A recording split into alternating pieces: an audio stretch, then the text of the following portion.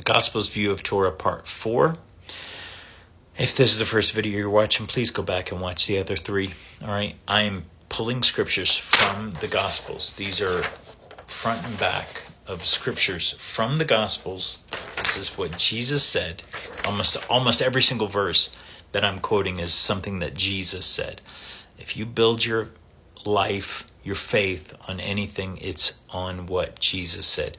He is God. It's his view that matters. If anybody else contradicts his view, they're wrong. Bottom line. Okay? They have to agree with him. He's the author of life. He's the Word. He's the person you put your faith in if you're a Christian. So if you read anything and it contradicts what Jesus said, it's wrong. Or your understanding of it is wrong, which is more likely, right? What we've been taught was wrong. So go back, read the scriptures for themselves. John chapter 14, verses 15, 21, 23 through 24. And you can read the whole chapter. I encourage you to do so. I will never tell you to cherry pick verses. I can't stand it when people cherry pick verses. But for the sake of time, I am pulling just these because they use specific words. Jesus says, if you love me, you will keep my commandments. Where are his commandments found? In the Torah. Verse 21, the one who has my commandments, the mitzvot. Where are the mitzvot found? In the commandments, in the Torah, sorry. The one who has my commandments and keeps them is the one who loves me, and the one who loves me and the one who loves me will be loved by my Father, and I will love him, and I will reveal myself to him. That means if you have his commandments, but you don't keep them, are you really loving Jesus? I don't know. I tell my kids all the time, if you love me, keep my commandments, right? I'm just quoting Jesus. In verse 23, Jesus answered and said to him, if anyone, this John chapter 14, verses 23 through 24, sorry for the confusion. Jesus answered and said to him, if anyone loves me, he will follow my word. Jesus is the way, the truth, the life.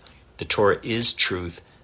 John chapter 1, the word is truth. The word dwelt among us. So Jesus is the truth, the Torah is truth, and the Torah dwelt among us in the body of Jesus Christ. So he says, if anyone loves me, he will follow my word, my instructions, my rulings, my Torah, right? That's what it means.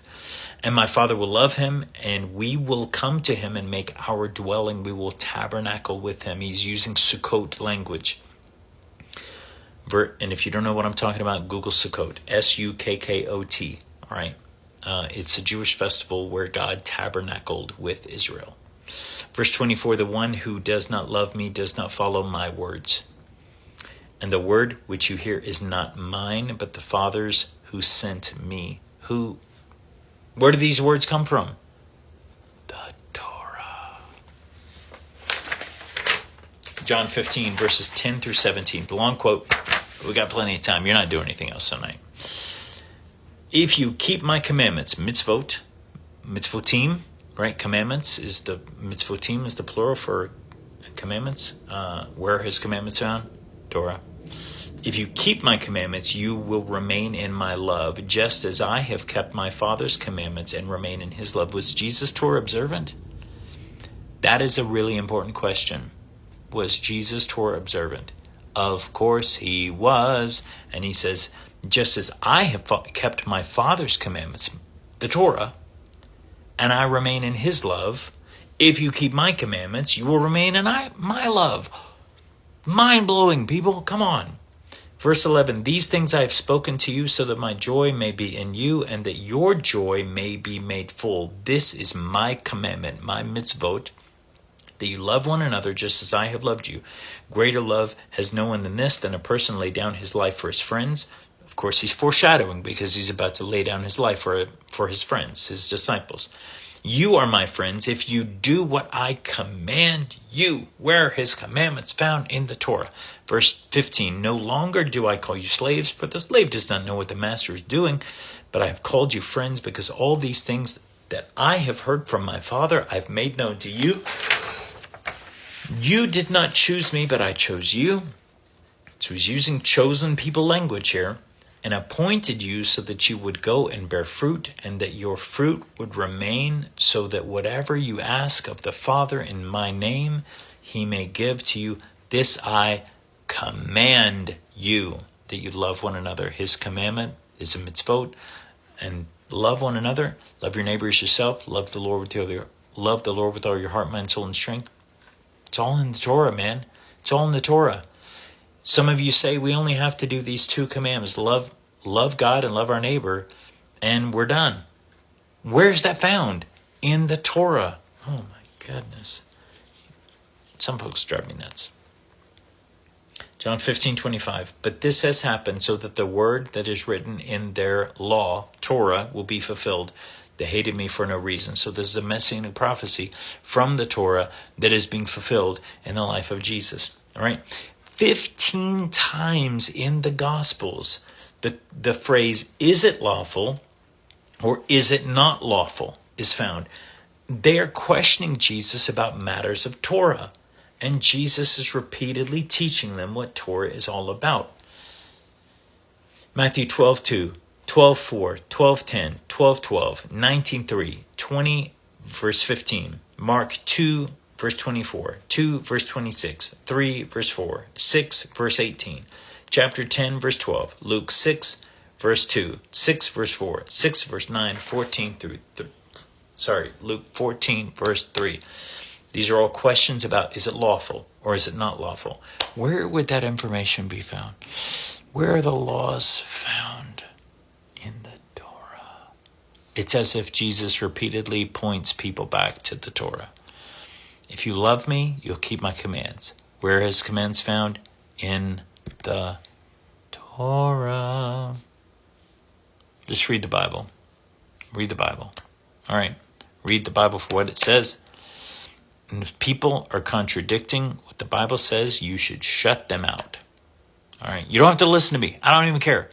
You don't have to like me. You don't have to follow me. You don't have to comment. You don't have to subscribe. You don't have to. I'm not asking for money. I don't ask for donations, right? I'm not asking for anything. I want you to read the Bible. Read it for what it says. Study it. And you know what? If you study and you pray, I believe that God will show you what he requires of you. He's given us commands in the Old Testament and the New Testament. All right? In the Tanakh and the Berit Hadashah, the Old Testament, New Testament, he's given us commands. He's told us what to do. Giving up bacon is a small thing. Giving up pork chops, giving up shrimp, lobster, small thing. All right? Keeping kosher is a small thing. Remembering the Sabbath and keeping it holy is an eternal, everlasting command. What does that mean? What does it mean for something to be eternal?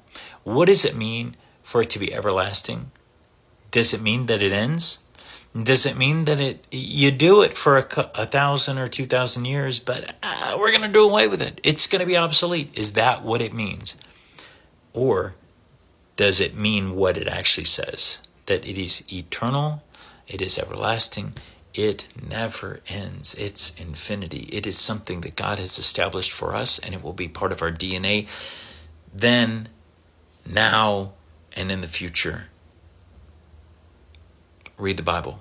Wrestle with it and pray and ask God to reveal what he's trying to reveal to you, to the church.